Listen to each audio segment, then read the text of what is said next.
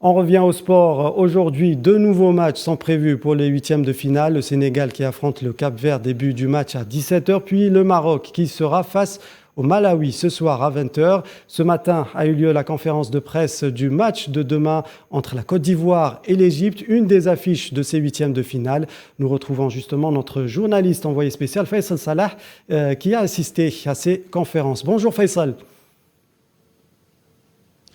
Bonjour Riyad, bonjour tous les téléspectateurs de Al24 News. Alors une seule question, que peut-on retenir des conférences d'avant-match des deux équipes ?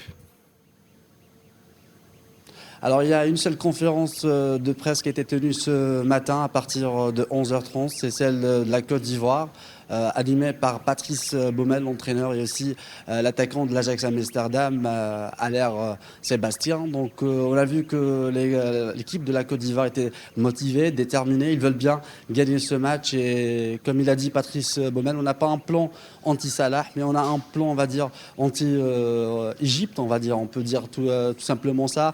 Le match qui va jouer sur des petits détails.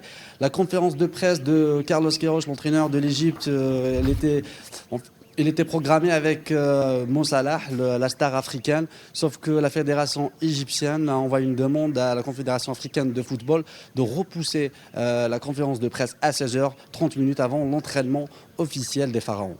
Très bien, merci beaucoup Faisal pour toutes ces précisions. Je rappelle que vous êtes notre Riyad, envoyé spécial. Il y a une information qui vient Oui. de... Oui, allez-y Faisal. Riyad, il y a une information qui vient de tomber. Le président de la Confédération africaine de football, Patrice Motsepe, il va animer à ce moment-là, 13h30, une conférence de presse urgente, on va dire, à Yaoundé, au stade Amadou Ahidjo, pour parler sur l'incident des matchs d'hier entre le Comore et aussi le Cameroun, qui a connu des morts et aussi beaucoup de blessés. Très bien, merci pour ce dernier détail Faisal. Je rappelle que vous êtes notre envoyé spécial au Cameroun pour suivre cette CAN 2021.